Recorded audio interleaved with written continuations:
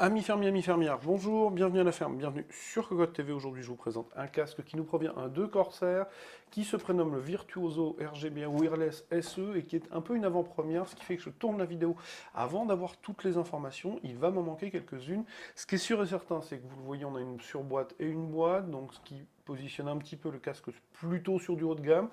Alors, au niveau du packaging, eh bien, c'est assez simple. On apprend qu'il est wireless, mais ça, c'était dans le titre, qu'il est compatible PC et PlayStation 4.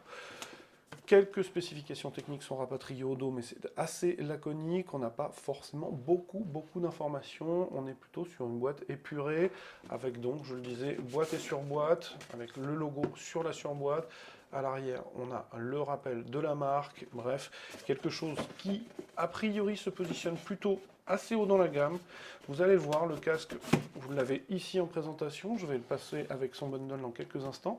On a quelque chose qui se place plutôt sur de haut de gamme. Je suis un peu dans l'expectative sur la question du prix, parce qu'on a vraiment un casque qui présente bien, avec pas mal de matériaux nobles, un bundle assez bien conçu et plutôt classieux, vous allez le voir, c'est assez intéressant. Alors, au niveau de la qualité de son, eh bien, je ne vous en parlerai pas sur cette présentation, tout simplement parce que eh bien, je fais la vidéo avant même de l'avoir écouté. Il promet beaucoup, j'espère qu'il tiendra la promesse. Ce qui est sûr, c'est que s'il la tient, on pourrait être pas mal. La seule inquiétude que nous pourrions encore une fois avoir, c'est que Corsair, ça reste quand même un fabricant de matériel informatique, donc de périphériques, clavier, souris, et que s'il promet beaucoup, il vient se positionner peut-être en face de marques qui sont plus en place, plus, je dirais, légitimes en termes de qualité sur l'hi-fi. Ça ne veut pas forcément dire qu'elles sont mieux, hein, c'est loin de moi cette idée. Maintenant, ce qui est sûr, c'est que la concurrence va peut-être être rude, et en tout cas, il promet pas mal de polyvalence, puisque comme il est wireless, vous allez pouvoir l'utiliser aussi bien en casque nomade qu'en casque de jeu. Donc ce que je vous propose, c'est de passer au bundle, et on va découvrir le casque dans le troisième chapitre. Donc nous voilà face à l'ensemble sorti de la boîte, et comme vous le voyez, on a déjà en premier bundle qui est assez intéressant, parce que j'ai mis le casque à l'intérieur pour la présentation, une belle sacoche qui est honnêtement qualitative, il n'y a rien à dire là-dessus, molletonnée, avec le rappel Corsair, avec une petite partie métallique. Bref, quelque chose qui va permettre de transporter le casque avec relativement de la sécurité. On retrouve classiquement, je passe rapidement, les clauses de garantie, les questions de recyclage, les utilisations et le guide de l'utilisateur, les utilisations, la sécurité relative à l'utilisation, pardon, et donc le guide de l'utilisateur qui vous dit quand même qu'on est sur un casque qui promet de la haute fidélité tout en restant casque de jeu, ce qui est une grosse promesse encore une fois. Donc au niveau du bundle, on a un câble USB vers USB-C. Alors tout est manchonné et travaillé avec un petit treillis métallique, c'est vraiment très propre, il n'y a rien à dire.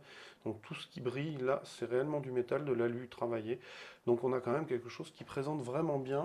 On a la clé USB qui va permettre de jouer la carte de la connexion sans fil.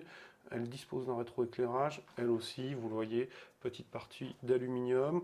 On a un micro pareil, qui respire indéniablement la qualité. Un bouton est placé sur la perche pour venir couper le micro. On est sur du micro USB, mini USB, pardon, pas micro.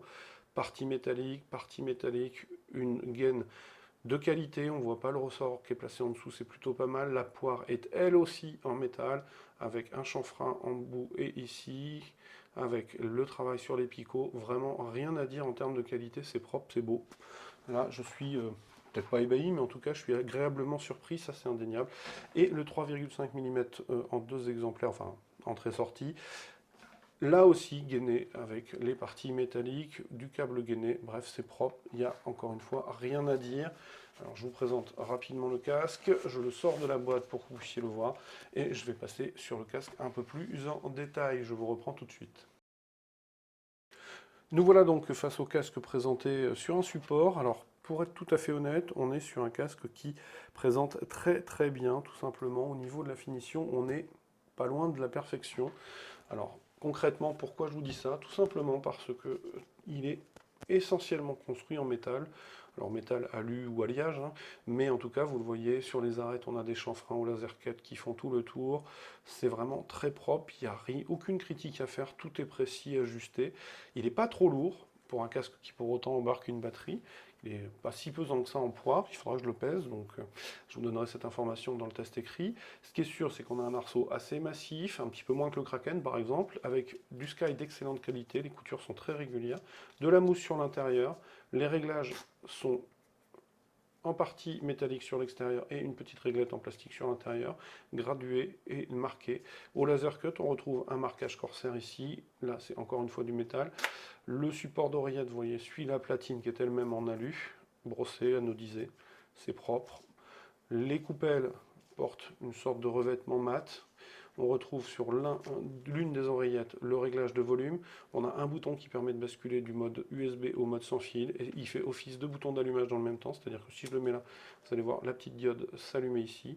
Et il est automatiquement en recherche, a priori.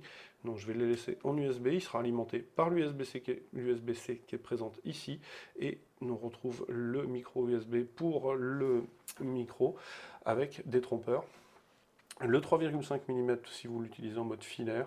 Bref, on a quelque chose, vraiment, je l'ai dit, de très propre, très bien fini. Alors j'ai plusieurs inconnus parce que je fais la vidéo avant la levée du NDA, donc je n'ai pas encore toutes les informations. Ce que je peux vous dire, c'est qu'il embarque des HP de 50 mm.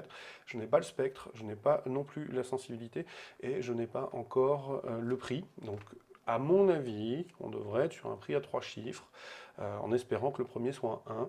Mais ce qui est sûr, c'est qu'on a quand même quelque chose qui est assez joli. Je redonne encore mon inquiétude, c'est-à-dire que Corsair est légitime sur les souris, les claviers, les AIO, etc. Maintenant, pour venir se frotter à des ténors du son, c'est un risque, mais que Corsair a peut-être raison de prendre, parce qu'il apporte une belle polyvalence, en tout cas pour l'instant, hein, entre le sans-fil et la présence du micro. Donc il va falloir que j'aille tout simplement l'écouter, que je le branche sur les DAC pour vous en dire un petit peu plus. Donc ce que je vous propose, et pour une fois ce sera presque un impératif, c'est de revenir lire le test écrit qui paraîtra certainement à suivre de cette vidéo, du donc Virtuoso SE de Corsair que nous avons présenté sur Cocotte TV. Alors comme d'habitude, je vais vous souhaiter une excellente journée, je vous dis au revoir et à très très bientôt.